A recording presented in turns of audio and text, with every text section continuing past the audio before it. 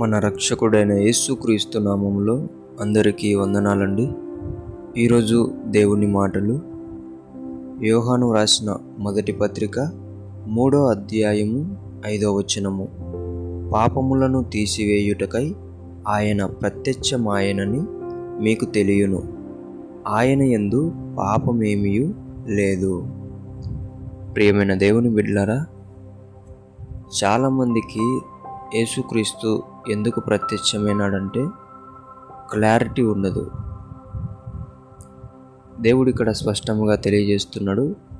ఆయన ఎందుకు ప్రత్యక్షమయ్యాడంటే మనిషి యొక్క పాపములను తీసివేయుటకై ఆయన ప్రత్యక్షమయ్యాడు. ఎలా ప్రత్యక్షమైనాడు? పరిశుద్ధునిగా, నీతిమంతునిగా, యథార్థవంతునిగా ప్రత్యక్షమయ్యాడు. ఈ ప్రత్యక్షత నీకు తెలిసి ఉండాల.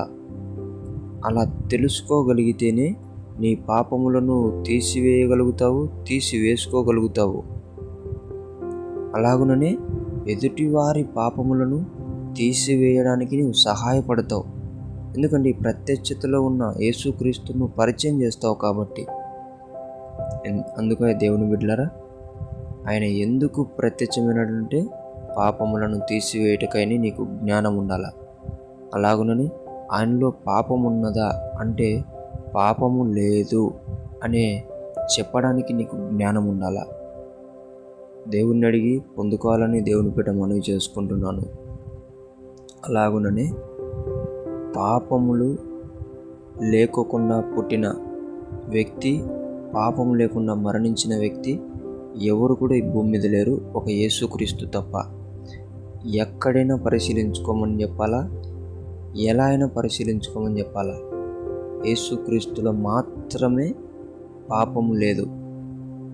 అందుకే ఆయనలో మాత్రమే, ఆయన నామంలో మాత్రమే మన పాపములు కూడా తీసివేయబడుతున్నాయి. ఈ ప్రత్యక్షత మనకందరికీ ఉండాలి. దేవుడు అనుగ్రహించునుగాక. దేవుడి మాటలను దీవించునుగాక. ప్రార్థిద్దాం. దేవా, మీకు వందనాలు. నీవు ప్రత్యక్షమైనది పాపములు తీసివేయటకైనని స్పష్టంగా తెలియజేసిన దేవా, మీకు వందనాలు.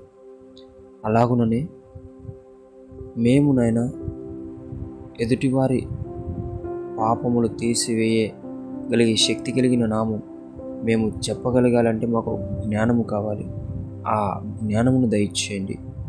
నీలో పాపము లేదని చెప్పగలిగే జ్ఞానము మాకు దయచేయండి. ఈ వాక్య జ్ఞానం మాకు ఇచ్చి మమ్మల్ని పెంచమని, అలాగుననే మేము ఇంకా పాపములో ఉంటే ఆ పాపములు తీసే శక్తి కలిగిన నామంలో మేము క్షమాపణ పొందుకునేలాగున మాకు బుద్ధిని, జ్ఞానమును, తెలివిని అనుగ్రహించమని యేసు నామమున ప్రార్థిస్తున్నాం తండ్రి. ఆమేన్.